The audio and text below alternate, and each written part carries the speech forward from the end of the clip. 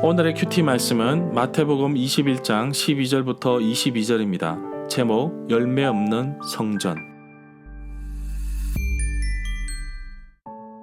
먼저 앞뒤 문맥을 살펴보겠습니다. 예수님께서 제자들과 함께 예루살렘에 가까이 오셨을 때 2명의 제자들을 보내어 나귀 새끼를 구해오라고 하십니다.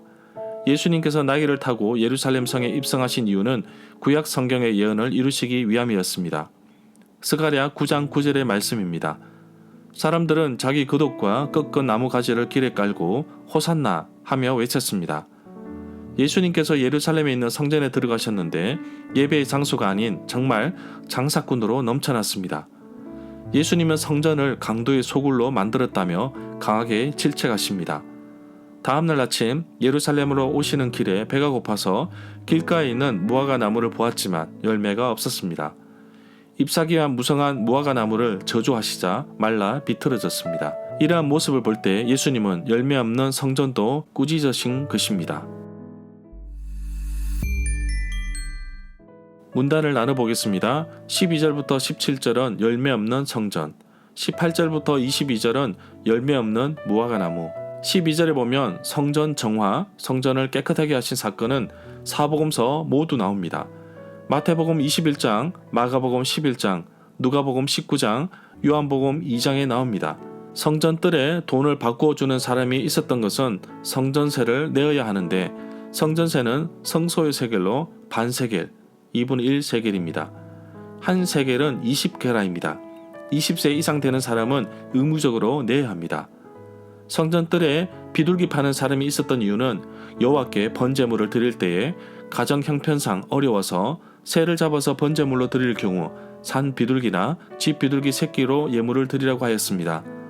이처럼 돈을 바꾸는 사람이나 비둘기 파는 사람이 성전 뜰 안에 있었던 이유는 사람들이 서로의 편의를 위해 만든 것이지 율법에서 명령한 것은 아닙니다.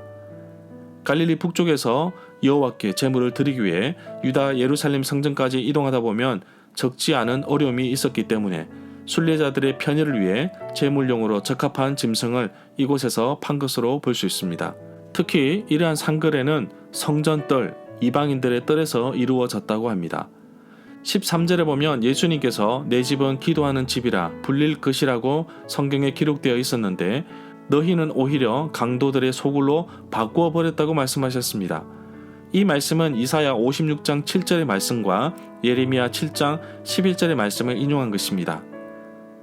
이사야 56장 6절 말씀입니다. 내가 곧 그들을 나의 성산으로 인도하여 기도하는 내 집에서 그들을 기쁘게 할 것이며 그들의 번제와 희생을 나의 제단에서 기꺼이 받게 되리니 이는 내 집은 만민이 기도하는 집이라 일컬음이 될 것임이니라. 예레미야 7장 11절 말씀입니다. 내 이름으로 일컬음을 받는 이 집이 너희 눈에는 도둑의 소굴로 보이느냐? 보라, 나 곧 내가 그것을 보았노라. 여호와의 말씀이니라. 예수님께서 예루살렘 성전에서 성전을 깨끗하게 하신 사건은 입성하신 이후 바로 이어진 것으로 보입니다. 그러나 마가복음에서는 예루살렘 성읍에 입성하신 다음 날에 성전을 정화하신 사건으로 나오고 있습니다. 14절에 보면 성전 뜰에서 앞을 보지 못하는 사람들과 다리를 저는 사람들이 예수님께 다가왔습니다. 그러자 예수님께서는 그들을 고쳐주셨습니다. 아주 놀라운 사실입니다. 이러한 사람들은 성전에서 제사, 예배를 드릴 수 없었습니다. 지금까지 이스라엘 백성들이 지켜온 제사, 예배 형식이 완전히 깨떨어지는 것을 볼 수 있습니다. 16절에 보면 예수님께서 성경에서 읽지 못하였느냐라고 물었던 그 성경의 말씀은 시편 8편 2절의 말씀입니다. 70인 역본의 시편 8편 2절의 말씀은 당신은 어린아이들과 젖먹이들로 하여금 온전한 찬미를 드리게끔 하였나이다 라고 말씀하고 있습니다. 여기에서 당신은 하나님을 뜻한다고 봅니다. 17절에 보면 감람원 올리버산이라고 불리는 산 쪽에 벳바게와 베다니가 위치해 있습니다. 베다니는 예루살렘에서 약 5리 정도 떨어져 있습니다. 19절에 보면 예루살렘에 입성하시면서 무화과 나무를 저주하시는 장면은 마가복음 11장 12절부터 14절과 11장 20절부터 24절의 두 단락을 묶은 상태로 마태복음에 나옵니다. 예수님께서 무화과 나무를 마르게 하심으로 자신의 권세를 드러낸 것으로 볼 수 있습니다. 22절에 보면 예수님께서 믿고 기도할 때 이루어질 것을 믿으면서 구하는 것은 무엇이든지 모두 다 받을 것이라고 말씀하셨는데 마태복음 7장 7절에도 말씀하고 있습니다. 구하면 주신다고 말씀하십니다. 찾으라 그러면 찾아낼 것이라고 말씀하시고 문을 두드리면 열릴 것이라고 말씀하십니다. 그렇다고 내 모든 요구가 다 이루어지는 것은 아닙니다. 마태복음 6장 10절에서는 뜻이 하늘에서 이루어진 것 같이 땅에서도 이루어질 것이라고 말씀하고 있습니다. 요한복음 14장 13절부터 15절에서도 주의 이름으로 구하면 행하신다고 하였지만 주의 계명을 지키는 가운데 구해야 할 것입니다. 절마다 상세한 설명과 구절 해석 그리고 핵심 내용과 중심 줄거리는 네이버 블로그에 올려져 있습니다. 내게 주시는 교훈입니다. 강도의 소굴이라는 표현이 무섭게 얼마 지나지 않아서 예루살렘 성전은 완전히 무너지고 오늘날까지 한쪽 벽만 남아 있습니다.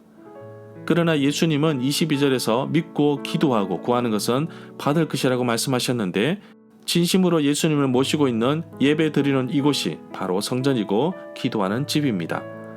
예수님이 없는 교회는 예수님이 없는 예배당은 결국 사라지게 될 것입니다. 예배에 집중하고 신령과 진정으로 드려지는 정말 내 마음과 뜻을 다하여 드려지는 예배가 되기를 원합니다. 잎사귀와 무성한 무화과 나무는 덩치는 크지만 열매가 없었습니다. 오랜 기간 신앙생활을 해서 내 생각만 커진 모습이 마치 무화과 나무처럼 느껴지기도 합니다. 나의 삶에서 열매가 맺히면 좋겠습니다. 부지런히 신앙생활도 하고 기도하고 열매 맺도록 도전해야겠습니다. 전도할 기회가 주어지면 전도하여서 복음을 전하고 영혼을 구원하는 일에 들어지고자 합니다. 오늘도 나의 신앙생활이 형식이고 껍데기뿐인 삶이 되지 않고 하나님 말씀으로 성장하여 열매가 꽉꽉 채워지는 삶이 되는 하루가 되기를 간절히 소망합니다.